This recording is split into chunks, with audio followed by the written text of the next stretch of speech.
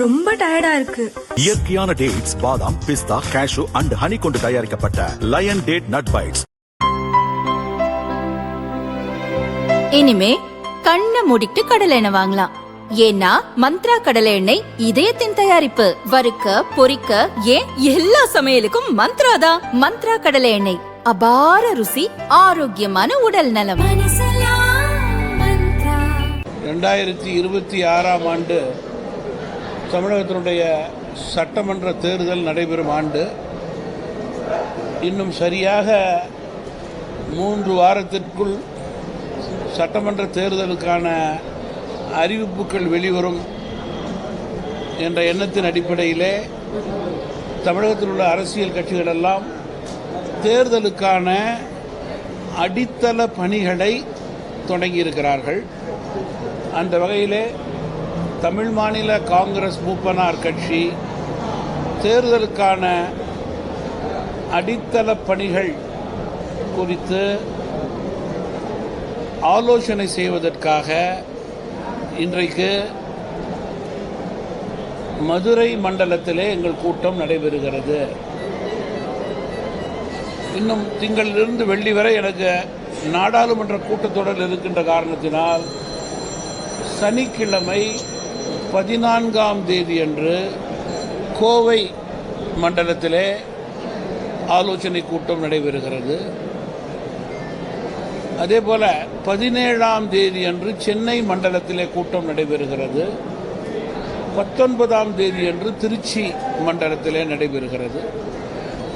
தேர்தலிலே போட்டியிட விரும்புபவர்கள் சட்டமன்ற ரீதியாக தமிழ் மாநில காங்கிரஸ் கட்சியினுடைய தேர்தல் வேட்பாளர் ஃபார்மை பூர்த்தி செய்து 25ஆம் தேதிக்குள் சென்னையில் எங்களது தலைமை அலுவலகத்திற்கு சேர்க்கக்கூடிய நிலையை ஏற்படுத்த வேண்டும். மேலும் தமிழக மக்கள் ஆட்சி மாற்றத்திற்கு தயாராக இருக்கிறார்கள் என்பதில் மாற்று கருத்து கிடையாது.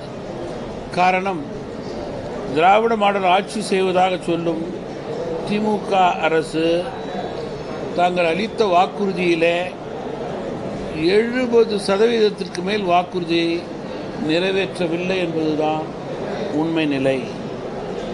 ஆட்சி முடியப்போகும் ஓரிரு மாதங்களிலே திட்டங்களை அறிவிப்பது என்பது 4.5 வருடமாக காத்து கிடந்த மக்களை ஏமாற்றக்கூடிய தொடர் பணியாகவே இருக்கிறது. ஏற்கனவே தேர்தல் வாக்குறுதிகள் கொடுத்து மக்களை நம்ப வைத்தது போதாது என்று தற்போது மீண்டும் தேர்தல் வாக்குக்காக ஏமாற்றுவதற்காக புதிய அறிவிப்புகளை வெளியிடுவது மக்களே முகம் சுளிக்கும் வகையிலே இருக்கின்றது. வரும் தேர்தல் வாக்கு என்ற கணக்கிலே தற்போது திமுக மேலும் வாக்குறுதியை வாரி வழங்க நினைக்கிறார்கள். மக்கள் அவர்களிடம் மீண்டும் ஏமாற மாட்டார்கள் என்பதை நான் குறிப்பிட விரும்புகிறேன். எதிர்கட்சியாக இருக்கும்போது ஒரு பேச்சு, ஆளும் கட்சியாக இருக்கும்போது ஒரு பேச்சு, இதுதான் திமுகவினுடைய உண்மையான நிலைப்பாடாக இருக்கிறது. ஒரே ஒரு உதாரணம், கடந்த தேர்தலுக்கு முன்பு வீட்டு உபயோக மின்சார கட்டணம் மாதந்தோறும் வசூலிக்கப்படும் என்று கூறினார்கள். அதை புதுப்பிக்காமல் கட்டணத்தை உயர்த்துவதுதான் மக்களுக்கு கிடைத்திருக்கின்ற சுமை ஷாக் என்று கூறலாம். ஆட்சிக்கு வந்தால் படிப்படியாக டாஸ்மாகை மூடுவோம் என்று கூறினார்கள். டாஸ்மாகை மூடாததனுடைய விளைவு சட்டம் ஒழுங்கு சீர்குலைந்து நிற்கிறது. மேலும் போதைப்பொருள் நடமாட்டம் அதற்கு வலு சேர்த்து கொண்டிருக்கிறது. பழைய ஓய்வூதிய திட்டத்தை கொண்டு வருவோம் என்று கூறி ஓய்வூதிய திட்டத்தை அறிவித்து பெரும்பாலானோர் அதற்கு எதிர்ப்பு தெரிவித்துக் கொண்டிருக்கிறார்கள். பகுதி நேர ஆசிரியர்களை நிரந்தரம் செய்யவில்லை. செவிலியர்கள் போராட்டம், தூய்மை பணியாளர்கள் போராட்டம், இவைகளெல்லாம் திமுக தங்களுடைய வாக்குறுதிகளை நிறைவேற்றவில்லை என்பதற்கு தமிழகத்திலே எடுத்துக்காட்டாக இருக்கிறது. அதிகாரப்பூர்வமாக கூட்டணியுடன் பேச்சுவார்த்தை, தொகுதி பங்கீடெல்லாம் எந்தெந்த கட்சியோடு முதன்மை கூட்டணியிலோ இருக்கிறதோ அந்த முதன்மை கூட்டணி கட்சி தான் களத்துக்கு ஏற்றவாறு கூட்டணி கட்சிகளோடு பேசி அவருடைய எதிர்பார்ப்புக்கு ஏற்றவாறு தேர்தலில் வெற்றியை உறுதி செய்து கொள்ளும் வகையிலே முடிவுகளை ஏற்படுத்த வேண்டும் என்று நான் கேட்டுக்கொள்ள விரும்புகிறேன். தமிழ் மாநில காங்கிரஸ் கட்சி கிராமம் முதல் நகரம் வரை இருக்கின்ற கட்சி. காங்கிரஸ் கட்சியை எதிர்த்து வெளியிலே வந்து தமிழகம் முழுவதும் பெருந்தலைவர் காமராஜ், மக்கள் தலைவர் மூப்பனார் என்ற ரீதியிலே நேர்மை, எளிமை, தூய்மை, வெளிப்படை தன்மை என்ற மரியாதைக்குரிய கட்சியாக தமிழகம் முழுவதும் பட்டி தொட்டி எங்கும் தமாக செயல்பட்டு கொண்டிருக்கிறது. மாற்றுக்கருத்தே கிடையாது. கட்சியை பொறுத்தவரையில் ஏற்கனவே வாங்கிய எண்ணிக்கையை விட அதிக எண்ணிக்கை வேண்டும் என்ற எதிர்பார்ப்பு. சார் கொஞ்சம் தயவு பண்ணி அமைதியாக இருங்க சார். ஏற்கனவே வாங்கிய எண்ணிக்கையை விட அதிக எண்ணிக்கை வேண்டும் என்ற எதிர்பார்ப்பு தொண்டரிடம் இருக்கும், இல்லாமலே இருக்காது என்பதிலே மாற்றுக்கருத்து கிடையாது. இருப்பினும் தமிழ் மாநில காங்கிரஸ் கட்சியை பொறுத்தவரையில் எப்பொழுதுமே கூட்டணி கட்சியினுடைய தலைமை கட்சியோடு முறையாக சரியாக பேசி சுமூகமான தீர்வு, நல்ல தீர்வு, வெல்லக்கூடிய தீர்வாக அனைவருக்கும் இருக்க வேண்டும் என்று விரும்புகின்ற கட்சி. அதையே நாங்கள் பேணி காக்கின்றோம். இந்தியா முழுவதும் தொடர்ந்து நூற்றுக்கணக்கான தோல்விகளை கண்ட காங்கிரஸ் திமுகவை ஒப்பிட்டு எப்படி என்ன கூறுவது என்று கேட்க விரும்புகிறேன். அதுபோல் நான் கொச்சையாக பேசி எனக்கு பழக்கமும் இல்லை, விரும்பவும் இல்லை. அப்படி பேசுபவர்களுக்கு இந்த கேள்வியை நான் வைக்கிறேன். விஜயினுடைய சதவீதம் ஒவ்வொரு சதவீதத்தை கூறுகின்றீர்கள். யாரும் 10க்கு குறைவாக கூறுவதாக எனக்கு தெரியவில்லை.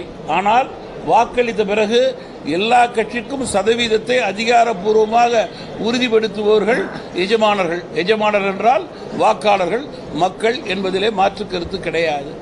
அவருக்கு என்ன சதவீதத்திலிருந்து நீங்கள் ஆரம்பித்தாலும் அந்த சதவீதமெல்லாம் தமிழகத்தில் உள்ள அனைத்து கட்சிகளுடைய சதவீதம் தான் என்பதிலே யாருக்கும் மாற்று கருத்து இருக்க முடியாது. அதில் தமாகவின் பங்கும் இருக்கத்தான் செய்யும். என்னுடைய குறிக்கோள் எல்லாம் ஒத்த கருத்துடைய கட்சிகால ஒருமைப்பாட்டோடு, ஒற்றுமையோடு, எந்த விதமான பேதமும் இல்லாமல் வெற்றியை உறுதி செய்து கொள்ள வேண்டும் என்று நினைக்கும் கட்சியினுடைய தலைவர் நான். அதற்கேற்றவாறு என்னுடைய செயல்பாடு எப்பொழுதுமே அமையும். இது என்னுடைய பாணி. இது ஒன்றும் புதிதல்ல. தமிழ் மாநில காங்கிரஸ் கட்சியை பொறுத்தவரையிலே கூட்டணி மேலும் பலம் பெற வேண்டும் என்று தொடர்ந்து குரல் கொடுக்கும் கட்சியினுடைய கூட்டணி கட்சியினுடைய தலைவர் நானாக இருக்கிறேன். அதற்கேற்றவாறு நிறைய கட்சிகள் சேர்ந்திருக்கிறது, மாற்றங்கள் ஏற்பட்டு கொண்டிருக்கிறது. இந்த முறையும் இன்னும் கூடுதலாக மாற்றம் வரும் என்று நம்புகிறேன். பாரதிய ஜனதா கட்சியினுடைய தலைமை, அதிமுகவினுடைய கட்சியினுடைய தலைமை, அவர்களுக்கே அந்த அதிகாரம் இருக்கிறது. அவர்கள்தான் அந்த பணியை செய்ய வேண்டும் என்பது என்னுடைய கருத்து. என்னுடைய விருப்பத்தை வேண்டுமானால் அவரிடம் நான் தெரிவிக்கலாம். அதை தெரிவித்திருக்கிறேன். பல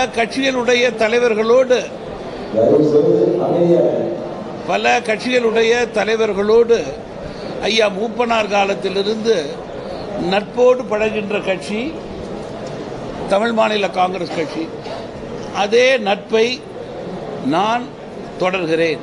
எதிர்கட்சியில் இருப்பவர்களும் சரி, கூட்டணி கட்சியில் இருப்பவர்களும் சரி, கூட்டணியில் இல்லாமல் இருக்கும் கட்சிகளிடமும் சரி, அவர்களோடு நான் தொடர்ந்து தமிழக அரசியல் நிலவரம் குறித்து பேசுவது வழக்கம், பழக்கம்.